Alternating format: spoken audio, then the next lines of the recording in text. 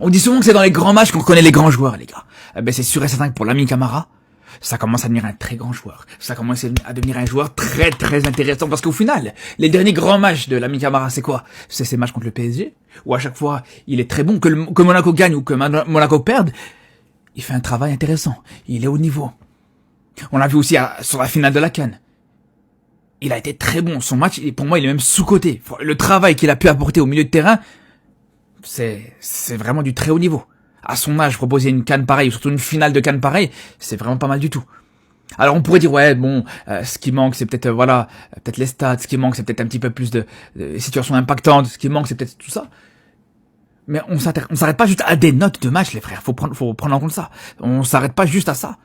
Parce que quand on voit par exemple sur son dernier match contre le PSG, vraiment une action qui peut peut-être paraître anodine mais qui est tout à fait intéressante les gars. Regardez cette tendance. Et cette capacité surtout à faire des différences avec de grandes facilités, les frères. Regardez, il est face au milieu de terrain du Paris Saint-Germain. Il est face à peut-être actuellement, c'est même pas peut-être, c'est face aux champions d'Europe. Face à, sur le papier, la meilleure nation européenne, le meilleur club européen.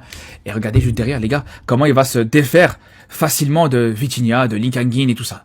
Regardez, les frères. Et juste derrière, là, il a poussé Safonov vraiment à l'exploit, clairement.